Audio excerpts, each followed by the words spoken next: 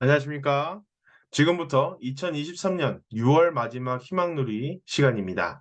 오늘은 지난 세계를 위한 여정 첫 번째 이야기에 이어서 세계를 위한 목숨을 걸고 모두와 함께 나간 참 부모님의 삶을 함께 나누겠습니다.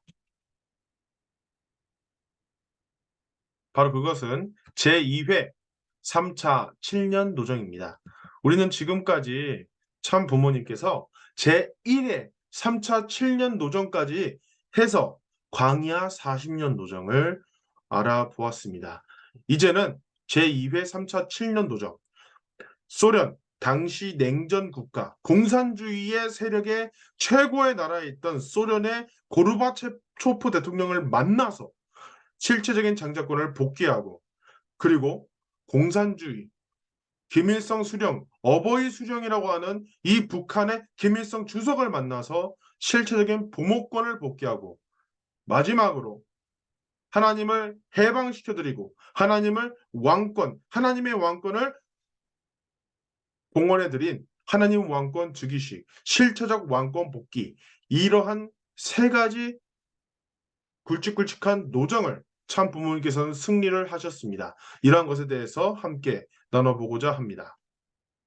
참 부모님께서 제1회 3차 그런 7년 노종 전체 과정을 통해서 이제 참 부모님의 섭리를 자녀 한 명 한 명에 한 가정 한 가정에 이렇게 하는 자녀 시대를 가정교회를 개막하시게 됩니다. 이런 상황에서 흥진님께서 성화를 하시게 되고 참 아버님 본인도 정말 어려운 죽음의 도정을 가게 됩니다. 그렇지만 승리를 하였고요. 이런 승리의 기반 위에 남북통일 국민운동연합을 창설하십니다. 이때 우리 서울올림픽 알고 계실 겁니다. 역사책에나 이제 볼 수 있죠. 네. 이제 세계통일국 개천회를 이때 선포를 하게 되는데요. 이때 어떠한 상황이었냐? 진짜 88 올림픽 그 시기에 소련 그리고 미국의 냉전 시대가 굉장히 아주 심각했습니다. 그래서 그 쿠바라는 공산주의 국가에서는요, 이 50년 동안에 150번이나 핵전쟁이 발발할 위험에 있었어요. 어. 그 어느 날은 진짜 완전히 뭐 지금 뭐 한국 따지면은 전쟁이 일어나는 거죠. 그러니까 그 미국 대통령이 그 승인을 한 거지. 그러니까 핵미사일을 발사하라고 누른 거야. 누른 거예요. 근데 그것이 이제 소련에서 눌렀는데 그것이 그 소련의 어떤 장교가 이거 아닌데라고 그때 판단해서 버튼을 누르지 않았어요. 근데 실제로 그것이 미사일이 오작동돼서 미사일이라고 판단한 거죠. 핵미사일이라고. 근데 그 작은 장치의 오작동. 근데 오작동이 났다고 장교가 판단해서 버튼을 누르지 않아서 핵전쟁이 일어나지 않았습니다. 그만큼 긴장감 속에서 있었던 시기였는데도 불구하고 88 올림픽, 공산주의와 민주주의 국가들이 이 한국과 이 서울 올림픽, 이 한국의 이 작은 나라에 모여서 올림픽을 한다는 것이 굉장히 기적적인 일이 아닐 수 없었던 것이죠. 그래서 이렇게 세계 통일국 개천일, 갑자기 세계가 통일될 수 있는 조건이 여기서 성립이 된 겁니다.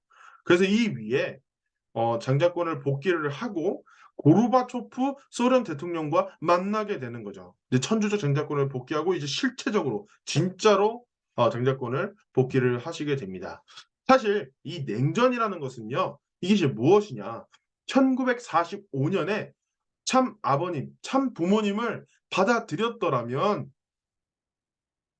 기독교 국가의 기반 위에서 그런 하나님의 나라인 미국의 기반 위에서 정말 실체적으로 모든 것이 복귀가 됐을 겁니다. 근데 그렇게 되지 못했죠.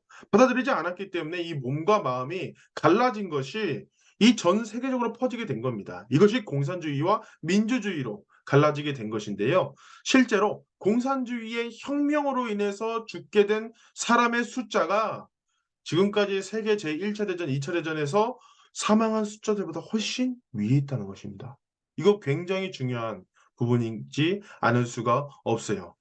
당시 이제 냉전이 얼마만큼 심각했냐면 몇 번이나 세계가 멸망할 뻔했습니다. 아까 제가 쿠바 얘기했었죠. 진짜 그 장교의 판단이 아니었으면 이 소련과 미국이 각각 가지고 있는 핵의 개수가 12,000개, 뭐 2만 개 가까이 됩니다. 진짜입니다.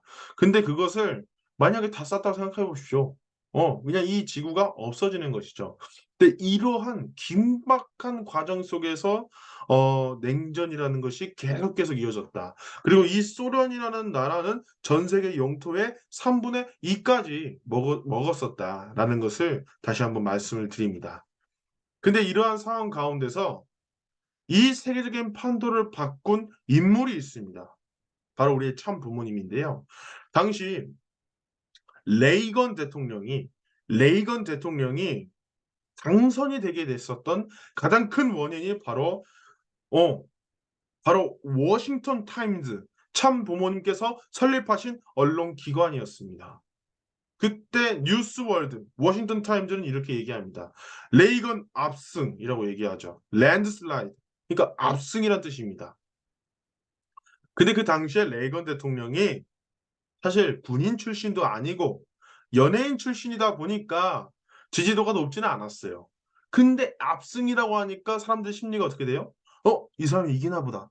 그냥 사람들은 이기는 쪽에 투자하고 싶어요. 왜냐? 그 투표가 자신의 모습을 드러내는 거니까. 그래서 레이건 대통령이 실제로 압승을 하게 됩니다. 그래서 레이건 대통령이 당선되고 나서 워싱턴 타임즈한테 감사합니다라고 얘기를 했어요. 근데 이 당선의 토대 위에 참 부모님께서는요, 그 SDI라는 방어 체계, 인공위성 방어 체계 시스템을 레이건 대통령에게 제안을 합니다. 이것이 뭐냐면 그 석회 텅스텐 그 아시죠? 그 텅스텐을 인공위성에 연결해가지고 진짜 뭐 핵과 같은 위력의 그 미사일처럼 텅스텐이 떨어지는데 이게 어마어마한 위력을 자랑한다는 것이죠. 근데 실제로 이 SDI라는 방어 체계가 나오고 나서 소련의 과학기술이 어떠한 과학기술도 미국을 따라가지 못하게 됐어요. 이때부터 소련이 경제적으로 몰락하기 시작합니다. It wasn't always the popular thing to 네, do, 이렇게 but 얘기하죠. you were a loud and powerful voice. 네, 레이건 대통령도 이 소련 그리고 이 냉전의 상황 가운데서 워싱턴 타임즈의 이 목소리, 참부모님의 이 목소리를 굉장히 좋게 가치 있게 평가를 했던 것입니다.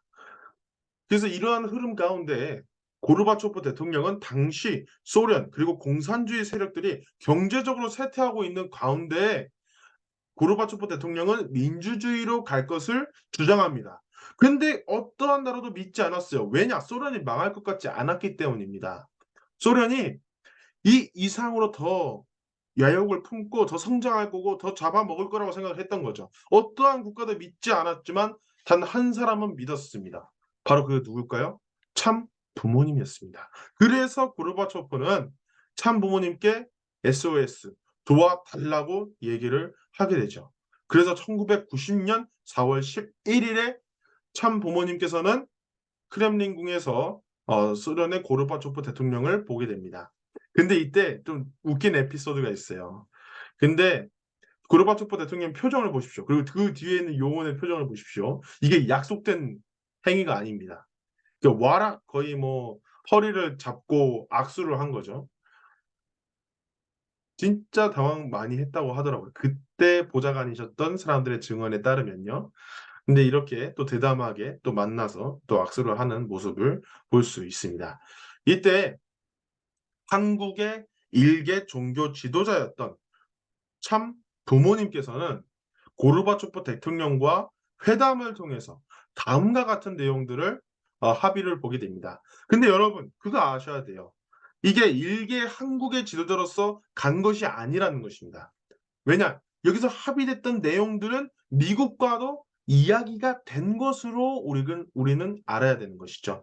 이렇게 종교의 자유제한, 미래 세대의 교육, 그리고 한국과 수교를 맺는 세 가지를 제안하게 됩니다. 당시에 미국 지도자 대회를 초청해서 200명의 소련의 지도자들을 미국에 교육을 시키게 되고요. 이때 외교와 안보, 뭐 카오사나 이런 것들 함께 해결해 나가기로 약속을 합니다. 그리고 이 부분이 굉장히 중요합니다. 이때 소련의 청년과 대학생, 그러니까 이 나라를 이끌어갈 이 대학생과 청년층들을 3천 명이나 미국에 교육을 보내게 됩니다. 후에 이 3천 명의 청년들이 군사 쿠데타가 일어나는, 그러니까 민주주의로 가고자 하는 고르바초프에 맞서서 그러면 안 된다 해서 자기네들이 집권하려고 쿠데타를 일으키게 됩니다. 그때 고르바초프 대통령이 납치가 될 뻔하고 국가가 없어질 위기에 처하는데 이 3천 명의 청년들이 총과 칼 어느 것도 갖지 않고 맨몸으로 저 대포와 탱크에 맞서서 어, 수십 명이 목숨을 잃기도 했었습니다. 근데 그러한 숭고한 희생과 정신으로 이 소련이 몰락하는데, 소련이 더 한층 더 민주주의로 나아가고 하나님으로 나아가는데 이들의 역할이 굉장히 컸습니다. 그리고 참부모님의 이런 합의를 통해서 한국과 소련이 이제 수교를 맺을 수 있는 조건이 여기서 만들어진다는 것이죠. 이게 86년 만에 일어났던 일이었습니다. 이제 참부모님께서 왔다 가시고 정확히 1년 정도 뒤에 공산당이 해산되고요. 그리고 이제 그 소련이 이제 다 해체가 돼서 독립국가들이 다 창설이 됩니다.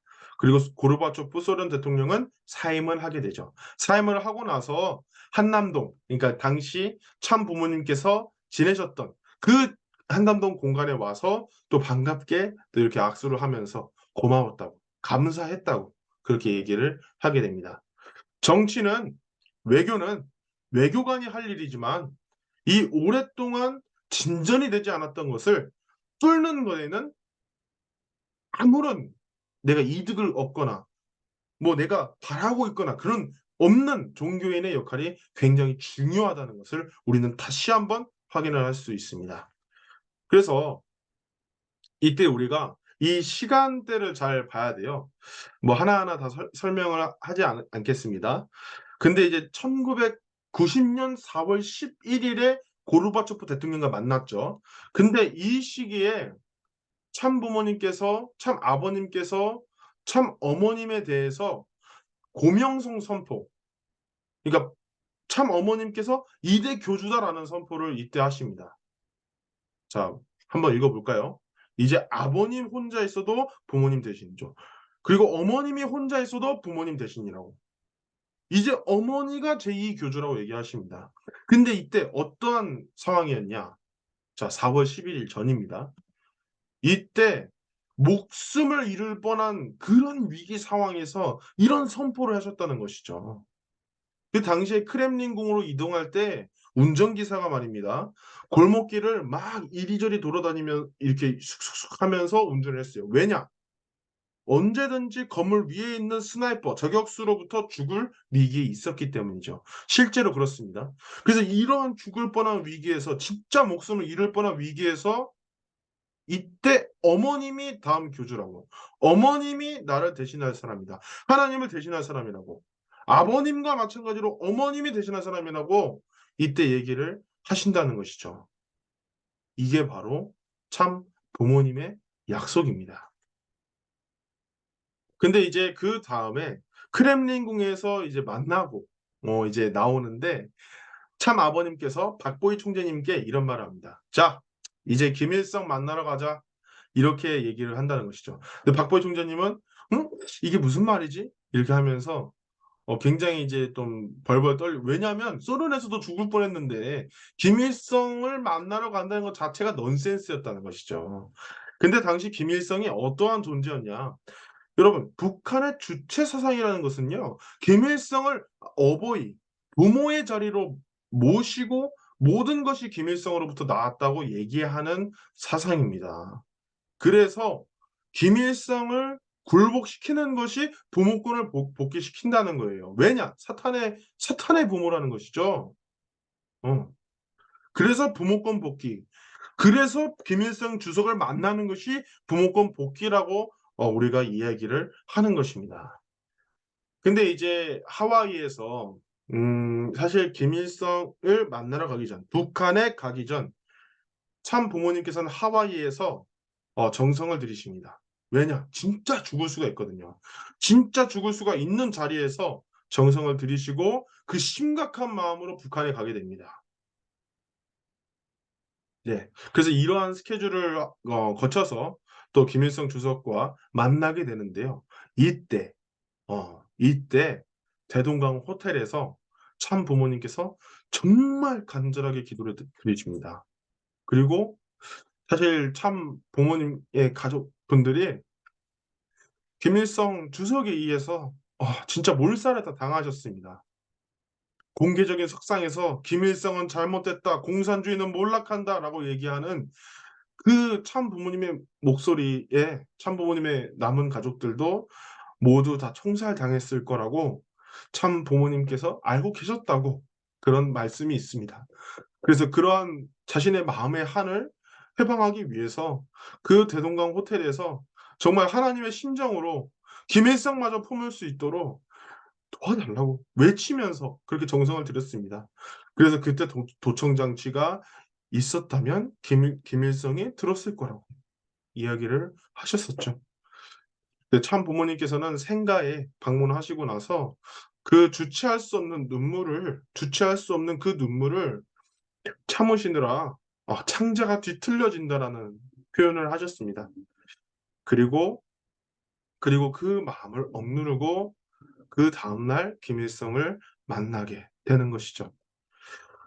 그래서 참 아버님께서는 참 어머님과 함께 그 자리에서 안 된다고, 공산주의 안 된다고, 주체사상 안 된다고, 하나님 믿어야 된다고 이렇게 이야기를 하게 됩니다. 그때 모든 보좌관과 모든 수행원들이 그 북한의 지도자들을 얼굴을 눈빛을 보지 못했어요. 근데 단 한 사람, 참 어머님만은 오히려 노려봤다는 것이죠. 그래서 참 부모님 참 대단하시다라는 것을 다시 한번 느끼게 되는 것 같습니다. 그래서 처음이자 마지막으로 그 노동신문에 북한을 대표하는 노동신문에 이렇게 하나님이라는 단어가 나오게 된다는 것이죠. 그래서 이렇게 김일성 주석과 회담을 마치고 역사적인 사진을 찍게 됩니다. 그래서 이때 김일성의 이름, 김일성의 사인이 있습니다. 이 합의된 내용들이. 그리고 이것은 지금까지도 유효합니다. 이산가족 상봉 사업, 그리고 핵 사찰을 받을 것, 그리고 모든 이런 사업에 있어서 통일그룹이 지원한다. 남북 정상회담에 응할 용의가 있다라는 것을 이렇게 네 가지 협의 사항을 마련하게 됩니다. 이전에 어떠한 한국의 지도자들도 하지 못했던 일을 일개 종교 지도자가 해냈다는 것이죠. 그리고 이러한 토대 위에 그리고 한 부모님께서 이 사진이 있잖아요. 정말 이제 참 부모님께서 아버님께서 이제 김일성 주석을 바라보면서 어, 사람이잖아요. 자신의 가족을 총살시키고 그리고 수많은 자신의 동포들을 혁명이라는 이름으로 몰살시켰던 그런 어떻게 보면 사탄 같은 그런 사람이 있었습니다. 그게 바로 김일성이었어요. 참 아버님께서는 감정을 주체할 수 없으니까 그냥 와라 끌어안아 버렸다고 이렇게 얘기를 하셨습니다. 그리고 몇 년 만에 만난 형제보다도 더 기쁜 마음으로 끌어안았어요. 말 그대로 이 사탄의 부모였던 김일성, 이 김일성마저 사랑할 수 있는 부모의 심정, 부모권을 복귀하실 수 있었던 것입니다. 그리고 이러한 토대 위에서 세계평화여성연합을 창설하시죠. 1990년에 3월 27일에 고명선 선포 제2교주는 참 어머님이다라는 이 선포 뒤에 부모권을 복귀하시고 이 섭리가 이어지고 있다는 것입니다. 1992년 4월 그래서 10일 일본에 5만 명의 여성들을 모으고 세계평화여성연합 첫 번째 대회를 하게 되죠. 이 16만 명 수련회 때요. 참 아버님께서 무려 9시간 30분이나 서서 강의를 진행하셨다고 합니다. 그만큼 열정을 가지고 그만큼 정말 간절하게 정말 강의를 하셨다는 것이죠. 그리고 이제 참부모 선포를 하게 됩니다. 여성연합의 창설 그 토대 위에 참부모를 선포하게 된다는 것이죠. 이제 처음으로 전 세계에 이렇게 선포를 하게 됩니다. 그리고 성약시대 이후에 성약시대를 선포하시는데요. 우리가 눈여겨봐야 될 게 이제 세계적으로 이 성약시대를 선포하는 이제 섭리를 해야만 합니다. 근데 참 아버님께서 13회를 하셨고요.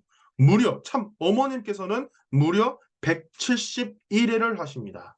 참 자녀님과는 130회를 하시고요. 그래서 참 어머님께서 성약시대 선포 이후에 이런 증거하는 전 세계 선포하는 섭리에 더 앞장서셨다라는 것을 우리는 알아야 할 것입니다. 그리고 우리는 첫 번째 참부모다 이렇게 얘기를 하시죠. 그것이 무엇일까요? 첫 번째 참부모. 이제 약속이 완성됐으니까 모두가 참부모가 될 수 있는 완성의 시대, 성약 시대를 완전히 선포하고 이제 함께 나아가자라는 것을 선포를 하십니다. 그래서 이런 식으로 또 세계평화통일 가정연합을 창설하고 안식권을 선포하시고 이제 기도가 바뀝니다. 자기 이름으로, 자신의 이름으로 기도를 하게 됩니다. 참 부모님의 성호를 받들어 참 부모님의 이름으로가 아니라 이제 자신의 이름으로 마치 내 한 명이 영계의 힘과 권능, 참부모의 권능을 닮아갈 수 있다는 시대를 열게 되신다는 것이죠. 이러한 토대 위에서 사탄 루시엘을 굴복하시고 해양, 육지, 천주 환환을 선포하시고 하나님 왕권을 즉위시켜드리는 실체적인 왕권 복귀를 완성하게 됩니다. 그래서 우리는 사실 우리만의 종교가 아니라 하나님의 가정을 찾고 나아가 하나님의 세계를 찾자는 것이 우리의 이념이라는 거예요. 그래서 우리의 이름이 드높일 필요가 없다는 것입니다. 하나님의 가정에 하나님의 세계가 올 수 있다면 우리는 종교가 아닌 이름으로 더 크게 모두를 위해서 나아가야만 한다는 것이죠. 그래서 세계평화통일 가정연합 창립 세계대회 가정을 찾는 이런 전 세계적인 선포도 함께 이루어집니다. 이 훈독회라는 것이요, 하나님의 그 참 부모님의 그 삶을, 그 말씀을 우리가 함께 나누면서 참 부모님을 닮아가는, 어떻게 보면 기독교 시대에 성경이 보급되어서 모두가 말씀을 읽을 수 있는, 모두가 예수님의 심정을 알고 하나님의 심정을 알 수 있는 그런 시대가 펼쳐진 것이라는 것이죠. 그래서 자러딘 세수망 농장 최근에 다시 또 지어졌다고 합니다. 그래서 이런 곳에서 교육을 하시기도 하고요. 네. 제 육신의 부모님, 제 아버지 어머니도 여기서 또 수련을 받으셨습니다. 그래서 자르딘 선언을 이게 이 자르딘이라는 곳에서 정말 그 영적인 제2회 3차 7년도 중에 그 선포식을 이쪽에서 쭉 하게 됩니다. 이 자르딘이라는 곳이요. 그 에덴 동산, 타락 이전의 에덴 동산, 이 자르딘이라는 곳에 정말 그 쉽게 볼 수 없는 동식물들이 굉장히 많았다고 합니다. 이런 것처럼 정말 인류가 타락하지 않았으면 정말 있었을 그러한 세계, 그러한 모습을 우리는 확인할 수 있었다는 것이죠. 근데 이러한 곳에서 이렇게 식구님들과 모든 정성을 투입하면서 이때 또 모든 섭리를 하나하나 완성을 시켜 나가셨다는 것입니다. 참 어머님께서 이제 세계적인 강연회를 시작하게 됩니다. 정말 이 시기에 굉장히 많은 무리를 하시면서도 하루하루 또 9개국, 많게는 3개국. 참 아버님께서 이때 함께 하시지 못했어요. 2000년도 이제 가까이 되면서 참 아버님께서는 폐혈증, 합병증 이러한 것으로 인해서 함께 나아가시지는 못하셨습니다. 그래서 그러한 아픈 남편을 대신해서 엄마가 자식들을 이끌고 이렇게 무리한 일정을 감행하실 수밖에 없었다는 것입니다.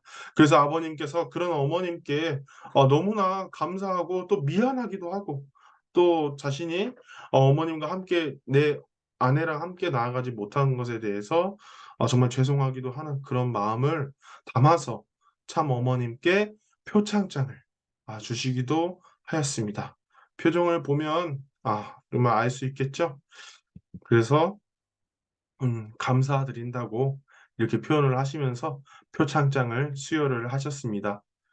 한 여사가 세계 순회를 한다면 선생은 전화나 인터넷을 통해 함께 이렇게 방송을 생중계를 통해서 몽골을 가지고 이렇게 보셨다는 것이죠. 화상 전화를 통해서도 항상 화동하며 대회 승리를 축하해 주었다. 이렇게 그런 식으로. 네. 그래서 참 어머님께서 이 항상 그 행사를 하시고 섭리를 승리적으로 하시면요.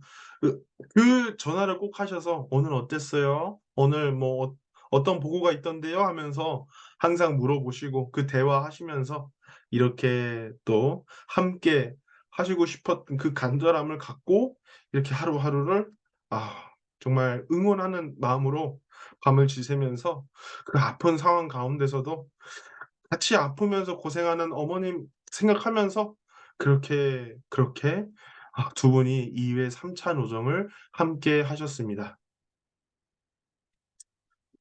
그래서 이제 그 마지막 이제 3차 7년 노정 때는요. 영계를 해방하게 됩니다. 근데 여기서 이제 가장 우리가 알아야 되는 그 선언이 바로 상파울루 선언이기도 하는데요. 이 상파울루 선언 때는요. 430가정 43쌍을 미혼 축복시키면 메시아로서의 사명을 할 수 있다라고 이렇게 얘기를 하게 됩니다. 근데 이러한 선언을 하기까지 굉장히 많은 과정들이 있었는데요. 바로 그것 중에 하나가 흥진님의 성화였습니다. 문흥진님께서는 참 부모님을 너무나 순수하게 믿고 존경하는 그러한 젊은 청년이었습니다. 그래서 항상 같이 이제 일하는 경호원들과 보디가드들에게 자기 자신이 먼저 몸을 날리는 연습을 하면서 당시 미국 섭리가 최고로 극도로 아주 목숨의 위협을 알면서도 나아갔었던 시기였는데요. 형제님께서 그런 참 아버님과 참 어머님을 지키기 위해서 그렇게 자기 스스로가 먼저 밤을 새고 먼저 훈련하고 하는 모습을 보여주셨습니다. 근데 이런 형제님께서 어느 날 사고를 당하게 되세요. 근데 그 사고가 자기가 이제 운전석에 있었는데 제가 정말 아끼는 동생들이 타고 있었습니다. 근데 이제 사고가 나는 그 과정에서 그 동생들이 사실 부모의 사랑을 제대로 받지 못하는 그런 동생들이었는데요. 그래서 그 형제님께서는 운전대를 오히려 자기 쪽으로 틀었습니다. 그래서 그 동생들을 살렸어요. 보통 사람이 위기 상황에 처하면 자기 몸을 보호하려고 운전대를 반대로 꺾었을 텐데 흥진님께서는 그렇게 하지 않았습니다. 사고 현장에서 나중에 그 타이어 자국을 보고 알 수 있었던 것이죠. 그래서 참 부모님께서는 흥진님을 대해서 그 죽음의 자리에서 어, 마치 예수님과 같은 그런 죽음의 자리에서 제자들을 살리기 위해 오히려 죽음의 길을 택했던 그런 그런 흥치님의 모습을 보고 애승일 사랑이 죽음을 이겼다라는 성화식 이제 죽음 장례식이 아니라 이제 성화식 승리해서 이제 올라간다라는 승화식을 제정을 하시게 됩니다. 실제로 흥진님의 이 시신에 손을 대고 간절하게 기도를 하시는 모습이 있었죠. 참 어머님과 참 아버님께서는 눈물 한 방울 흘리지 않으셨습니다. 너무나 가슴이 아픈 일이었어요. 그렇게 효자가 이렇게 세상을 떠나게, 그리고 이 자기 친한 동생들을 구하기 위해서 죽음의 길을 선택했던 흥진님을 대해서 슬퍼하실 수가 없었습니다. 굉장히 마음이 아픈 일이었죠. 그러나 흥진님의 이러한 사랑이 그 죽음을 자기 자신을 살려는 그러한 것을 누르고 오히려 사랑하는 마음이 더 큰 사랑으로 영계까지 해방할 수 있는 초석이 되었다는 것입니다. 참 아버님께서는 이때 흥진님의 이 성화가 1년도 채 안 돼서 덴버리에 순환하게 됩니다. 고작 7,200달러, 600 얼마 되는 세금, 600만 되는 그런 세금을 안 냈다는 이유로요. 이게 말이 안 되는 것입니다. 말이 안 되는 거예요. 근데 이렇게 덴버리 노정을 가질 수밖에 없게 됩니다.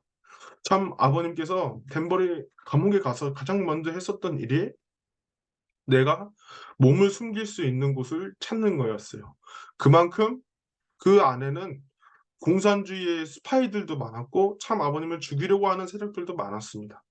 그러한 곳에서 참 아버님께서는 굉장히 굉장히 목숨을 걸고 나아가실 수밖에 없었다는 것이죠. 이때 참 아버님께서 덴버리에 투옥되시고 나서 많은 사람들이 원래 생각했습니다. 이제 통일교는 끝났다. 레브론 문 피니쉬 했는데 그러지 않았어요. 오히려 많은 사람들이, 많은 종교인들이, 많은 양심이 있는 사람들이 함께 했습니다. 종교인들이 들고 일어났어요. 종교인들이 들고 레브론 문 forgive us. 우리를 용서해 주세요. 우리를 용서해 주세요. 문 목사님. 이렇게 얘기를 합니다. 그래서 종교인들이 하나가 되어서 나아갈 수 있었죠. 하나님마저도 불쌍하게 여길 수 있었기 때문에 모든 양심 있는 종교인들이 하나가 되어서 레버넌문 석방하라 라고 외치게 됩니다. 그래서 이렇게 그 차디찬 감옥, 마치 죽음이 도사리는 그 감옥에서도 옥중의 성자라고 불리며 많은 오히려 청소와 그런 굳은 일을 도맡아 하면서 항상 사랑을 베풀고 나아갔었던 레버넌문. 그래서 그 행동과 그 실천과 그 삶이 그 안에 있는 사람들을 감동시켜서 수많은 사람이 전도가 되기도 했었습니다. 이 이후에 30만 명에게 이 원리강론 테이프를 주기도 하였죠. 그래서 이러한 역사의 노정이 있었다는 것입니다. 그래서 미국 성직자들이 7,000명이나 한국에 와서 교육도 하기도 했었고요. 공산주의 종언을 이때 선언합니다. 케플란 박사에게 1985년에 공산주의는 곧 멸망할 것이다라고 얘기하라고. 이때 얘기한 대로 1992년에는 공산주의가 멸망을 하게 됩니다. 이때 어마어마한 섭리의 역사를 이때 만들었다는 것이죠. 참부모님 말씀이 있습니다. 이 모든 성공을 하기 위해서는 첫 번째로 정성을 통해서 내적 정비를 하고, 두 번째로 목표의식을 확실히 잡고, 그리고 세 번째 가장 중요합니다. 패자의 결과. 스디슨 이 패배의 결과를 체험하는 것이 중요하다고. 근데 여러분, 참부모님 덴버리 노정 들어갔을 때, 흥진님 돌아가셨을 때, 성화하셨을 때, 그것만 놓고 봤을 때 얼마나 비참한 일입니까?